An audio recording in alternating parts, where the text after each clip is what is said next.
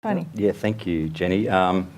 John's sort of given us a little bit of a snapshot of where we've got to, I suppose. But and we talk about being a visionary organisation, and I think we have a vision, but to me it's about a statement about what we do, and that is that we provide innovative and progressive leadership, enabling long-term social and economic benefits for an improved quality of life throughout Ballarat and the wider region. And that's something that's going to be, I think, pretty long-lasting in this community, and as all vision should be, I guess, to a certain extent.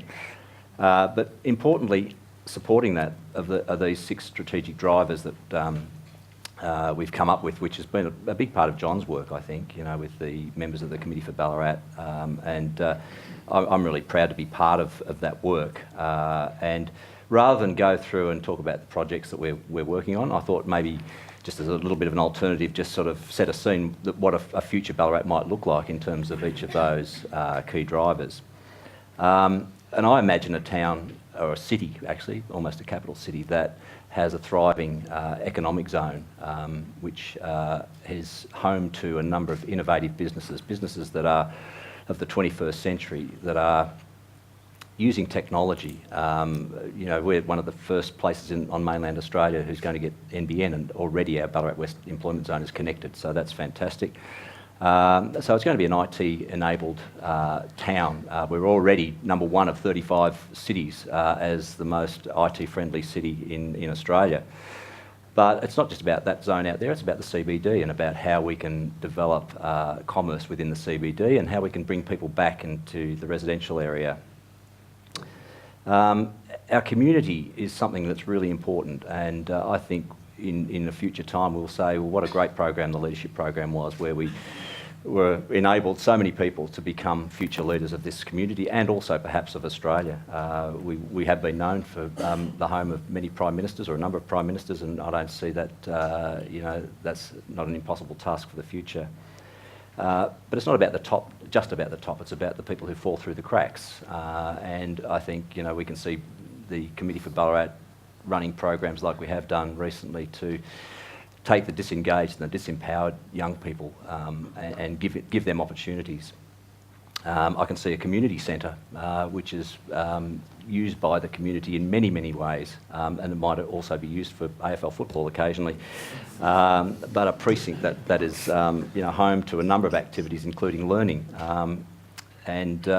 So building a community that's known for a number of things, not just tourism, which is really important in Ballarat, but a number of things. And so we talk about brand Ballarat, and what does the brand stand for? And it could stand for a number of really important things. I can see a world-class health centre that takes people from nursing through to specialist education through to services that are world-class and that are delivered both face-to-face and also by electronic means through an e-health initiative that I think we can really lead the world on. That puts Ballarat again in the frame as being one of those places that people want to come to. Education. I think in future times we'll get over the TAFE thing that's happening at the moment and say, well, we've rectified that, and we're actually providing a training environment where people can actually be skilled up to be able to do the jobs of the future. The IBM model is a great example of where learning and work take place side by side in a high-tech area, and I think we can do the same for manufacturing. I think we can do the same for a number of industries, including equine.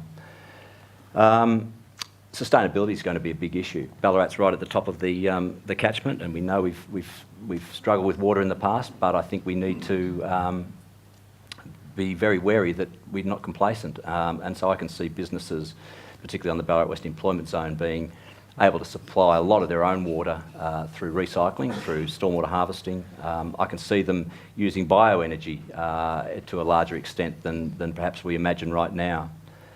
And also this goes out to regional shires, which I know struggle as well with sustainability. I think we can see a connectivity that not only is physical with a wonderful public transport system to and from Melbourne that may in the future even involve dual tracks that make the trip to Melbourne even shorter than an hour. But at least on a more frequent basis, we will be able to do our work and do our leisure on the train to and from Melbourne. I'm not just saying people commuting to Melbourne, but people commuting from Melbourne to work in Ballarat. As I said before, Ballarat could become the IT capital of Australia, being the Silicon Valley. We have a great example at the Tech Park, and we will have the edge on many other communities as far as NBN connectivity. So I think that's a great advantage for us. So that's where I see it anyway, Jenny.